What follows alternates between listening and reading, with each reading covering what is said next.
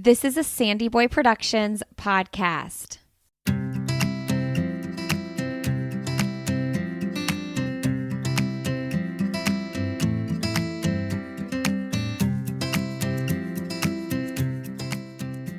Welcome to the Urban Pharmacy Podcast, where we help women remove the overwhelm of living their most holistic life.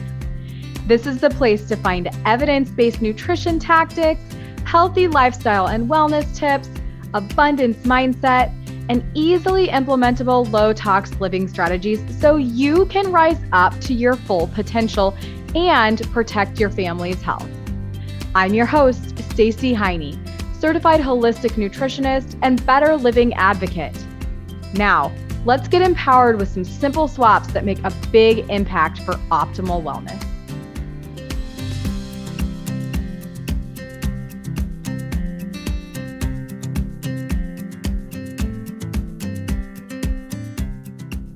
Welcome back to the Urban Pharmacy Podcast. Today is an inspirational story of a girl who got cancer and started running and healed.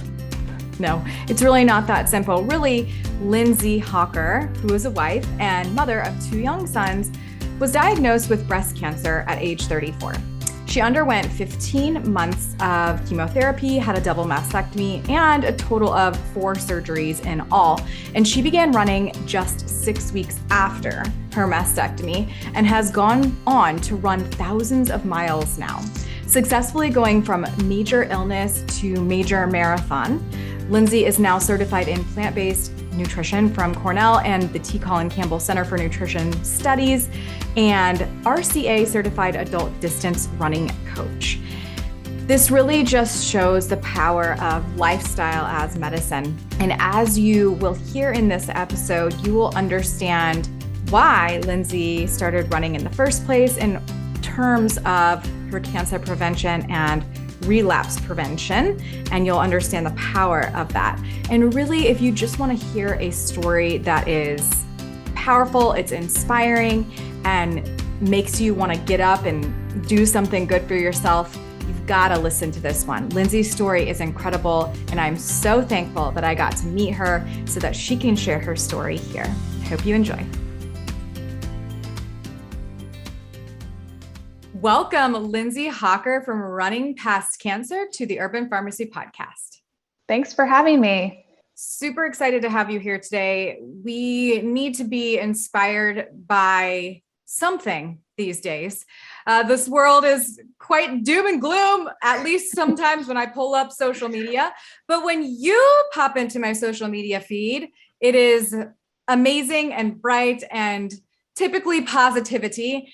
And I think that your story is going to be super powerful for our listeners today. So first off, before we get started, can you just tell us a little bit about who you are and what you do currently? Yes. So my name is Lindsay Hawker, and first and foremost, I am a mother and a wife. I have 2 sons who are 11 and 7, and they are my world. And I also am certified in plant-based nutrition, and I'm a certified RRCA adult run coach. So I help women get back to movement after cancer, or even if you've never had cancer, start run walking and get moving. Yeah, so important. And I think as your story unfolds today and we hear that, we're going to understand why maybe you do what you do with running, and how important activity is for cancer patients or prevention, and even after, in remission patients. So, all right, let's just go straight into your story. Like, take us back to when everything in your life shifted. Yes. So let me just paint a little picture. I was not like I am today. I was not a runner. I kind of treated, and I didn't really eat too well. I kind of treated this life like it was a dress rehearsal, and we all know it's not a dress rehearsal. I ate the standard American diet, pretty much. I was a fast food queen. I wanted to eat healthier. I wanted to move my body. I just really was ignorant to the fact of how to even get started. So I was 34 years old when I found a lump in my breast. My youngest son was 9 months old and my oldest was 4. So to say that that time was stressful would be an understatement. Those that are mothers can know that, having young kids is already stressful enough. And I found a lump. I went to the doctor, and what happened just unfolded was so quickly. I was by myself and I was sent right off to get a mammogram and an ultrasound. They were able to fit me in the same day. And they came in and brought me a box of tissues. The doctor said there's an 80% chance it's cancer. And I was absolutely floored. I was in shock. So I went home, obviously told my family, and, my family being positive, they're like, you're going to be the 20% that it's not cancer. And I just thought, I said to them, if there was a slot machine in the corner that had an 80% chance of winning, you would play that. Those are pretty good odds. Like, I had already started to accept the fact that I probably had cancer. Mm-hmm. So they gave me a call in a few days and they said, yes, it was in fact cancer. And in the beginning, before you know the prognosis, before you know if it's spread or what have you, that was the darkest time in my life. I thought I knew what anxiety was until that time. I had no idea. I just remember looking at my 9-month-old and even my 4-year-old thinking, if I don't survive this, they're not going to remember their mother. They're not going to have those memories. So I would, once I got, my cancer was estrogen positive, and also it contained a protein called HER2 positive. And that means that it's more aggressive than other types of breast cancer. So that to me was very scary. So I had to undergo a lot of treatment, 15 months of chemotherapy, 4 surgeries in total. And I just thought, I'm going to do everything in my power to make sure I beat this. And not only beat this, I wanted to thrive. I wanted to be there for my children. So I just started trying to take my health back step by step. And the first thing I started doing was running. I had my big double mastectomy surgery. It was underneath, I was under for almost 8 hours. It was a long surgery. And afterwards, the nurse got me up and said, okay, we're going to walk. Walking's healing. We're going to get you up and get you moving, get your blood pumping. And a little light bulb went off in my head. And I thought, if walking is good, running's got to be even better. I think I'm going to start running once I'm cleared to exercise. And so I had always admired runners. I'd see people on the street. I'm like, good for them. Just like I admired people that were vegan and plant-based. I always had so many questions for these people, like, wow, that's amazing what you're doing, So I started slowly with the movement piece first. And so I started walking 6 weeks after my double mastectomy. It was very hard. Running is hard, period. And then when you're running with chemotherapy in your body, it's 10 times full. It's so much harder. So my goal was initially just to run down to the mailbox. I had a mailbox that was like down the street from my house.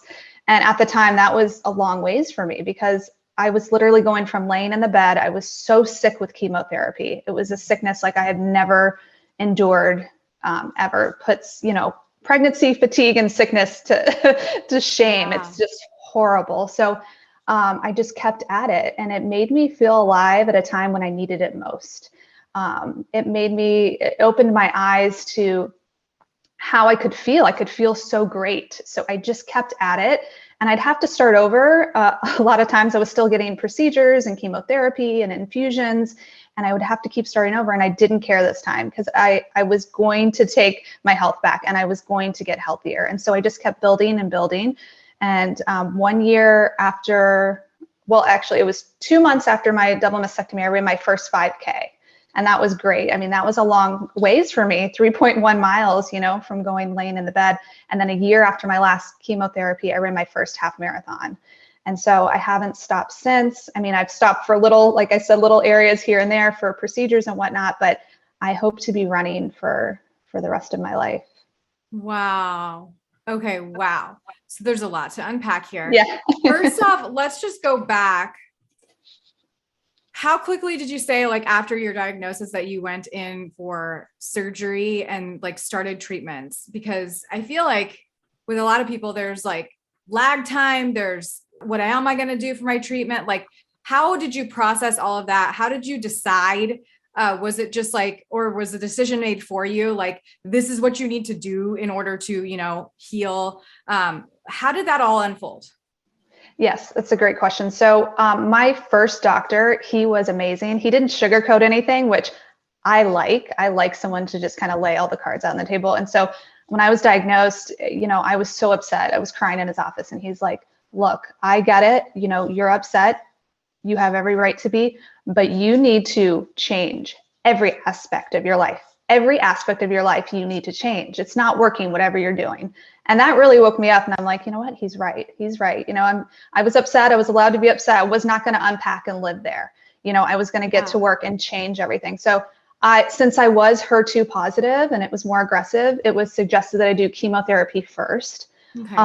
And he provided all these studies for me. So I like that. I'm very research based. So I would read all the studies and say, okay, I'm going to do chemotherapy first because it was so aggressive. I needed to do that before surgery. So I did 6 months of hardcore chemotherapy. Mm-hmm. One of the chemo is called the Red Devil. It literally looks like red Kool-Aid. They come in a hazmat suit to put it on you. So, and can you imagine they're putting that in your body? So, oh my God. And it also kills the good cells as well. I mean, I was completely depleted. So I did 6 months of hardcore chemotherapy and then I had my double mastectomy and my big surgery. So, and then it went from there. I had other surgeries that were smaller. And then I did 9 more months of a lesser chemotherapy. It's more of an immunotherapy. And all the studies show that, the recurrence is very low if you do these drugs. But, at that time, when I started that hardcore chemotherapy, I was really trying to fuel my body with mostly plants. I was going from, like I said, eating the standard American diet to now trying to incorporate more fiber, more plants, more living foods to help me kind of combat that poison that I was putting in my body. Yeah. Wow. Okay. So let's kind of pick this picture. Like you felt horrible. I can't even imagine, like you said, running is hard. Moving your body is hard. Like when you're feeling pain, when you're feeling defeated and depleted, it's just so mentally hard to get yourself up and go. And, I'm sure that once you're diagnosed with a cancer, like you have a new fire in your belly to just do whatever you can to make sure it doesn't come back, right? I'm sure that there's that. But also, Lindsay, did you have to lean in on faith or did you just have willpower to get up and go? Like what was that for you? What did that look like? Yeah, let me paint you a picture. When I say depleted, first of all, I looked in the mirror and I did not recognize the person staring back at me. I was completely bald, no hair, no eyelashes, no eyebrows. I had gained 25 pounds because of the medication. You're on steroids and other things. And I requested and insisted to get off of some of that because I could tell it was, messing with my chemistry and I really wanted to get healthy. So, 25-pound weight gain, no hair. You're looking at yourself in the mirror and I did not recognize myself either. I was sick. There was not a day that went by that I was not throwing up or having diarrhea. It wrecks your gut health. I mean, chemo just wrecks your gut health. So I was very, very sick and I was in my dark bedroom a lot of the time and I would scroll on social media and I would see people running, playing sports, and I was like, I wish I could do those things, right? I wish I could get up and go. And so I made a promise to myself, once I'm physically able to, I'm going to move my body, whatever that looks like for me. I'm going to stay consistent and move my body. And so that's the willpower. That's what I had. It took me getting sick until I actually really took a long, hard look in the mirror at my health. And I don't wish that for other people. So I hope that I can show that, it's never too late. You can turn it around at any time and just start on a health journey.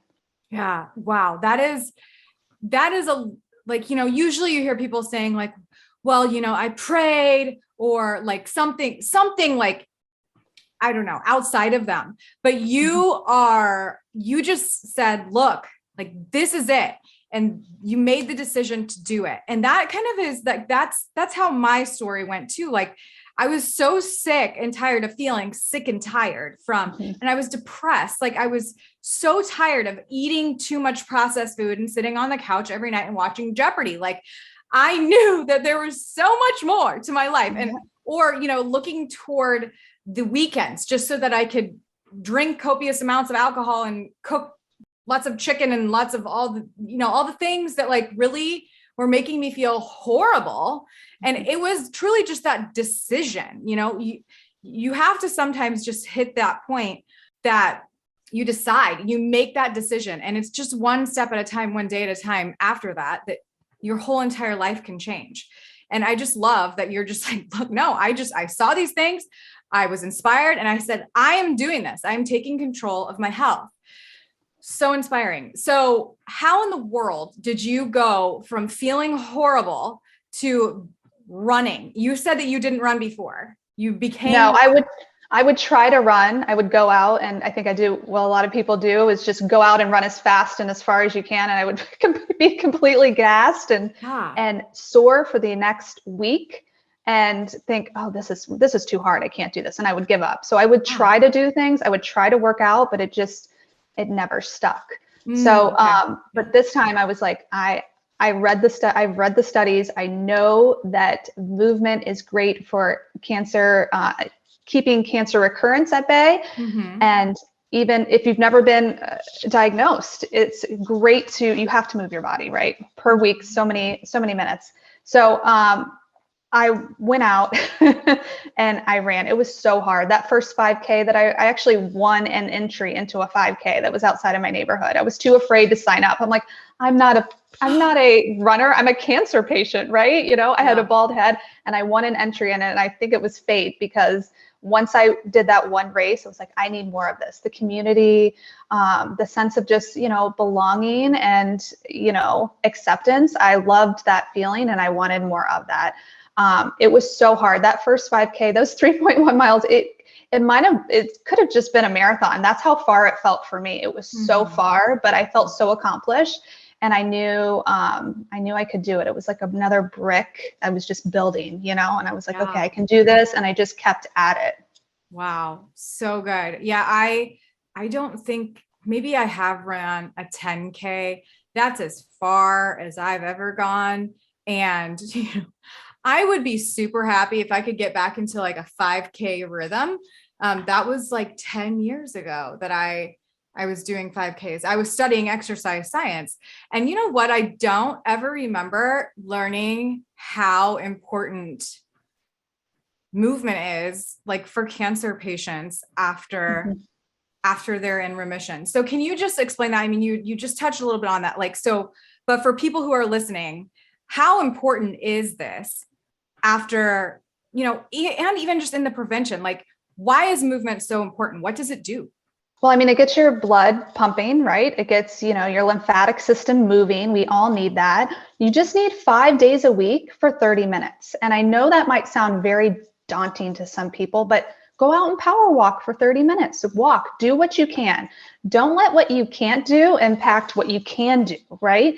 Anybody can do something. You can hop on a bike for 30 minutes. Find what lights you up. It doesn't have to be running. It could be swimming. It could be cycling. It could be, riding the bike with your kids, however you can fit it in. 5 days a week, 30 minutes is going to bring your risk down, as well as BMI. BMI is a huge factor in breast cancer diagnosis. We have to keep our BMI in check. I mean, it all goes hand in hand, right?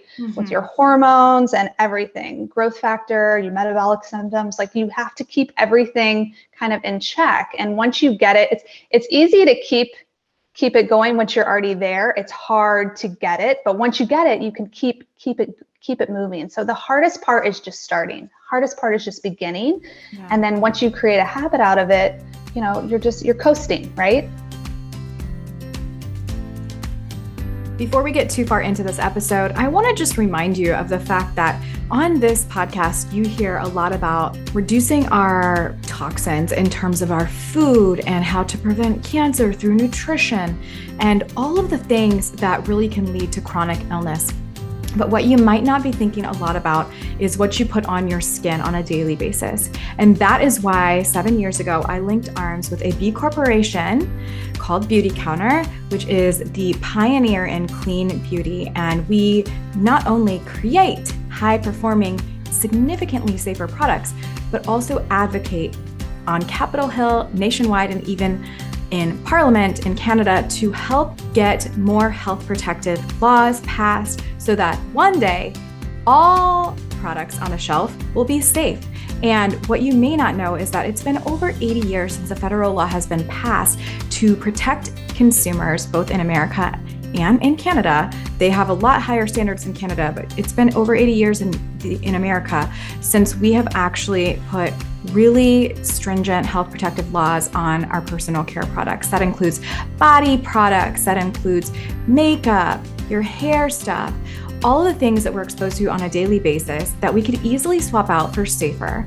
And right now, only 10% of American products have been tested for human health safety. And what we do know is that there are ingredients that are allowed in our personal care products right now that are linked to cancer, allergies, endocrine disruption, obesity, and more. That is not okay. So I invite you to make a safer swap today. I really encourage you to look at the labels that you have of your current products at home. Go to the EWG app, the Environmental Working Group, and get a rating on what's going on in your personal care. You want to stay below a 3 if you can at all.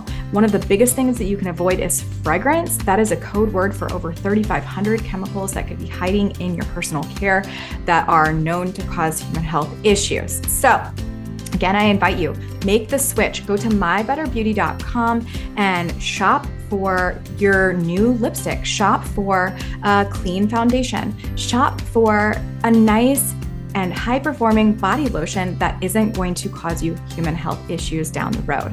When it comes to environmental toxins, these things can accumulate in our fat tissues and within our cells, and we want to just reduce our exposure whenever we can. Switching to safer beauty is one of the easiest things that you can do. So again, go to mybetterbeauty.com or click below in the show notes to open up your whole new world of low tox living and remove the overwhelm and make sure that you find brands that you can trust, just like Beauty Counter. If you need any help, I'm here as always to help you along your holistic living journey. All right, back to the show. So habits, growth factor, BMI. Let's talk food.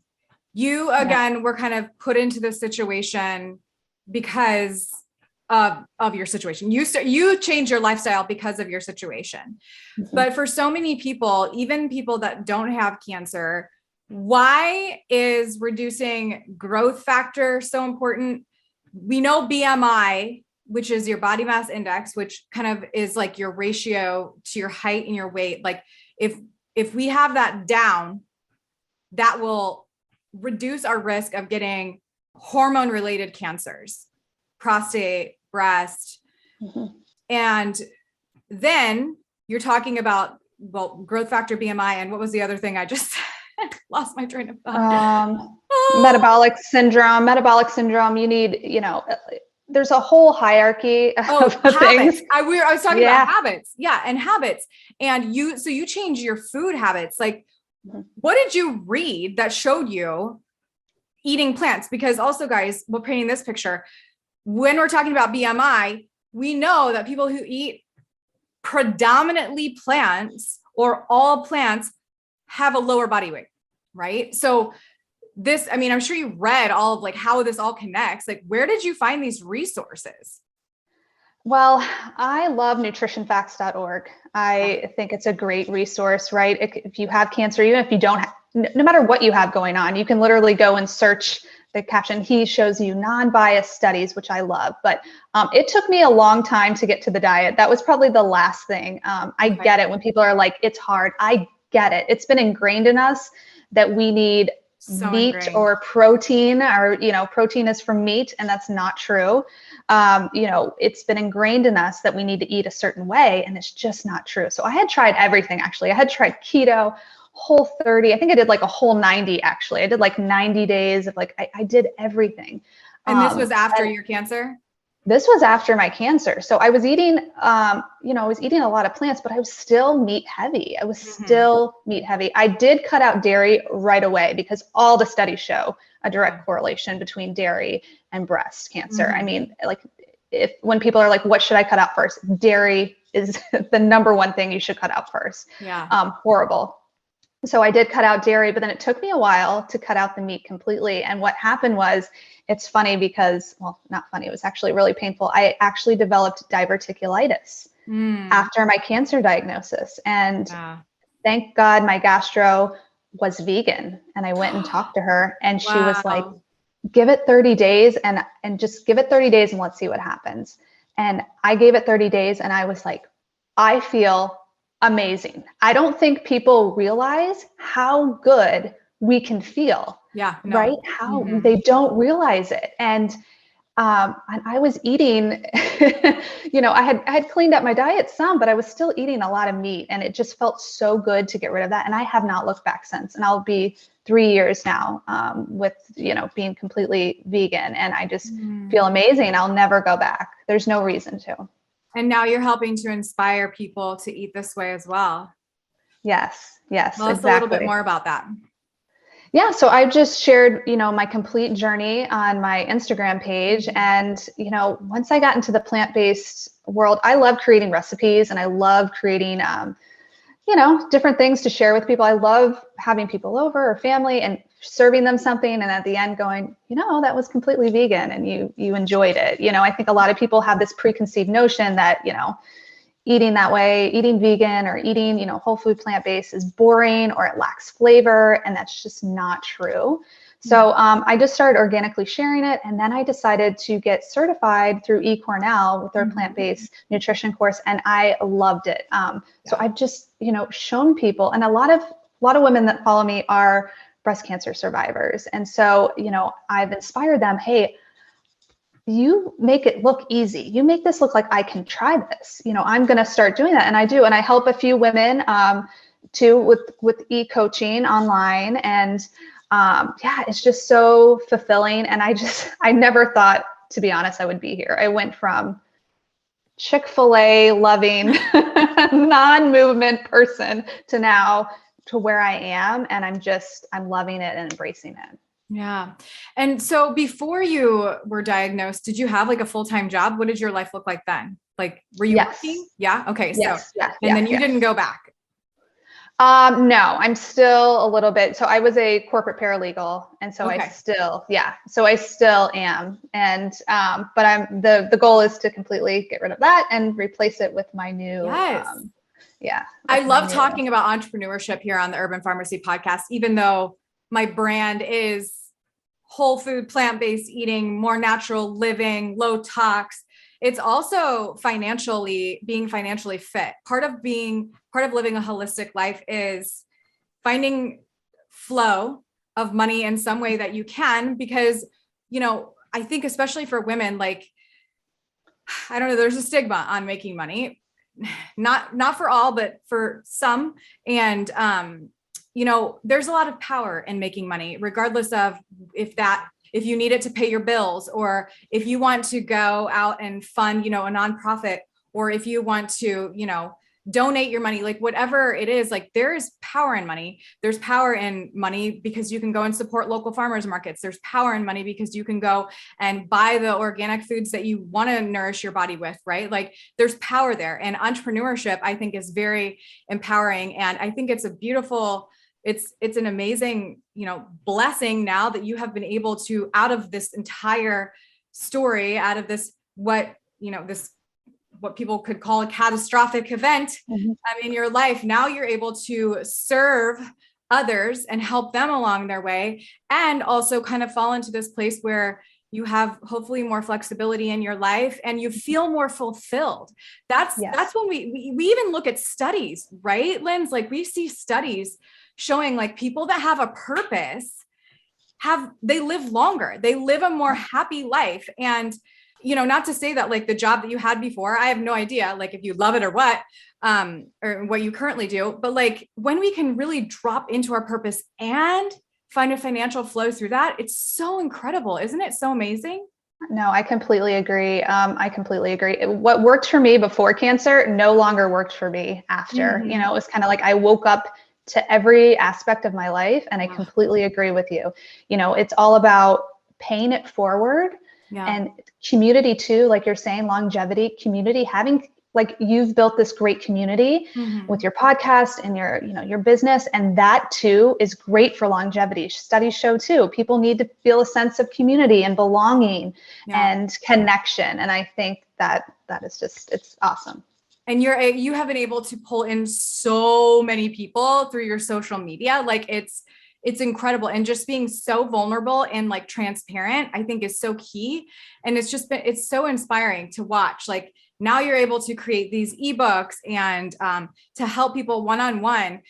So speaking of that, can you tell us a little bit more about like what you have in terms of recipes and offerings? Yes, so I have a couple ebooks coming up. I have a smoothie recipe book. I am the smoothie queen. I love to start my day with a large smoothie. Where do you live? Do you live in a warm place? I do. I live in Florida. Oh, I I had a know. smoothie. I'm in Indiana. I had a smoothie yesterday. Now albeit it was 7 frozen bananas. So that's kind of Yeah. extreme. It was like nice cream, but like Yeah. I had a hat, I had a scarf, and I Yeah. had a coat on for like a few hours afterward. Yeah. Anyways, okay. Yeah. You Yeah. have No, I get smoothies. that way too. Yeah. I love smoothies and I love nice cream too. I have Yes. an ice cream recipe on my website.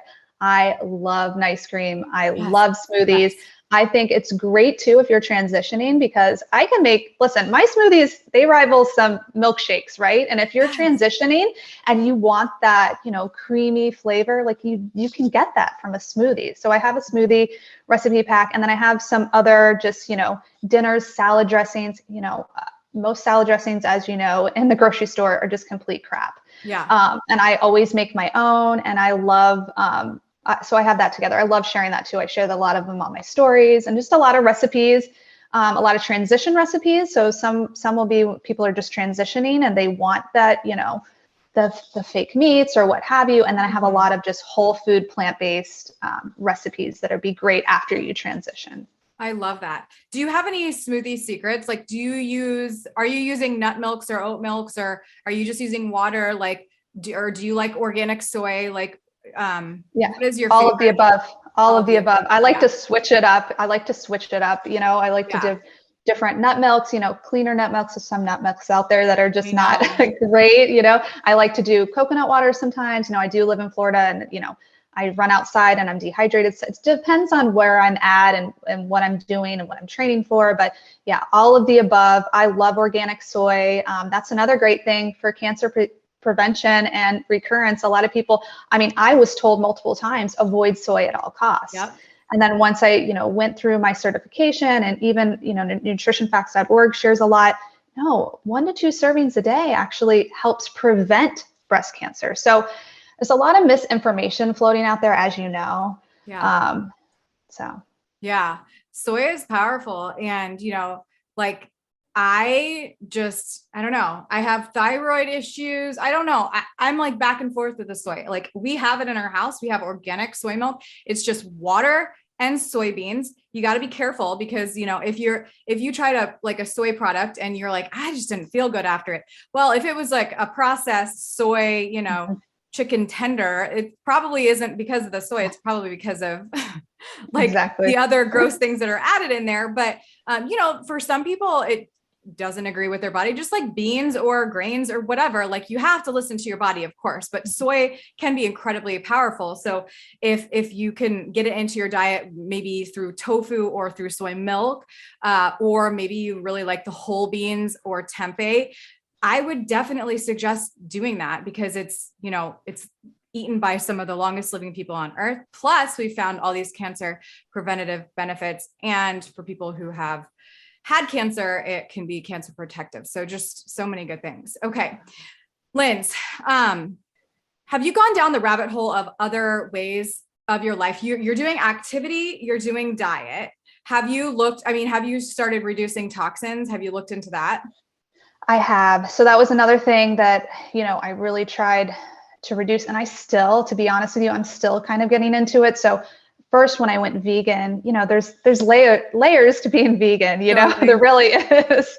Yeah. And so, I didn't know that when I first, people are asking me, are you eating, honey? Are you doing this? What about, cruelty free? And I'm like, no, I didn't know. So I still feel like I'm peeling back the layers. So I feel like that's where you can educate me a lot too on the toxins. But yeah, I have reduced. I wouldn't say I've had completely eliminated, but I'm working to get there. I really am. Yeah. And to me, we could go talk about whatever, vegan versus, I really like to use the term plant-based, and honey, it is pure sugar. Yes, there are actually enzymes and antiviral and antibacterial properties to it. I have gone back and forth after over a decade of being plant-based, if honey is good or bad or whatever, but that's not something that we actually use it in our elderberry syrup. So that's, there are layers, like you said. But I think that just more natural living is more important really than a label. And what we just to educate you on my own podcast, when it comes to cancer and understanding the chemicals that are in our environment, guys, for everybody that's listening, it's so important because we could be eating as clean as possible. We can be moving our bodies. We could be detoxing and sweating and doing all of these things that we know can help with cancer. But if we are continuously drinking water that is contaminated with potential antibiotics, other, ingredients in there, could be really potentially harmful, but also what we're putting on our skin, like our lotions, and our cosmetics, and what we're using in our house, like our cleaners. We really need to look at these ingredients because there are absolutely hormone shifting chemicals that are in these personal care products that can exacerbate cancer cells. And we need to know this. So it's really, really important. It's like a whole picture, a whole lifestyle. And like you said, there's layers. So every day, I think all of us are just waking up a little bit more to this. And it's really, really, it's really important. And I am just so thankful that you have shared your story. And this is going to wrap up the conversation because what I just kind of said was the other pillar. It's another aspect of living holistically, diet, movement, environmental toxins, community, all the things we've talked about. But I love to hear, Linz, what is your definition? What does holistic living mean to you? Holistic living means to me just getting back to how my grandmother ate.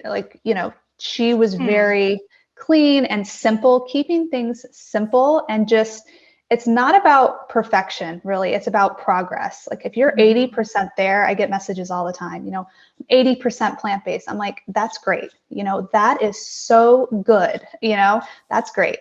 We don't have to be perfect. We can try to get there, but I feel like it's always, health and holistic living, it's the target's always moving for me for the health. I'm always evolving to get there. So, that's what I think. I think that, progress over perfection. We don't have to be 100% all the time, but we can strive to get there. Yeah. And getting back to how our grandmas lived, I love that one. That's so true to me. That, you're right. My grandma, she hears that I can, and she's like, you're canning food. I'm like, yes. And I will never stop because that I feel is it's existence, we have to slow down, start growing our own food again, just get reacquainted with, what really just slow living is, and reducing our stress, which is another part of this whole picture. Yes, exactly. Gosh. But my grandmother too, veggies, she gardens, she eats a lot of plants, and just like you said, reducing stress, getting back to nature and just grounding ourselves. Love it. I love it. Okay. Well, I'm very inspired. I'm totally going to commit to a 5K. I'm going to have my son do it with me because he saw a dude running on the street a few days ago. He's 5.5. And he's like, what is he doing? I'm like, he's running. He's training for a race, or, for his sports. Cohen is in tennis, but he needs, I think he could be a good runner because he literally could just run all day. I'm like, why don't we just do this with purpose? Why don't we go outside and go somewhere? Why don't we run somewhere? Yeah. So thank you for your inspiration on that. I'm going to get into it and I'm going to ask you to hold me accountable. I'm going to DM you and be like, Linz, like, tell me that I can do this. Cause I'll send you a plan. Let me know. I'll send you a plan. I love it. I love it. Everybody needs to go follow Lindsay on Instagram, Running Past Cancer, and visit her website. And we will have all of her links down in the show notes so that you can stay connected with her. And Lindsay, thank you so much again for your time and sharing your story. Thanks for having me. I appreciate it. I'm over here cheering you on because you just finished another episode of The Urban Pharmacy. For today's show notes, head on over to theurbanpharmacy.com and be sure to join us inside our private Facebook group called The Urban Pharmacy, where we share inspiration, live trainings, and holistic living tips to help you build community and the healthy lifestyle that you've always wanted. If you enjoyed today's episode, make sure you hit that subscribe button and please consider leaving us a 5-star review. Before we connect again on the next show, follow me on Instagram at The Urban Pharmacy. That's urban with an H and pharmacy with an F. And I can't wait to hear your wellness journey as we get to know each other better. You know, there's truly no better time than now to level up your life, and I am so proud of you for showing up today. Until next time, be well, Health Crusader.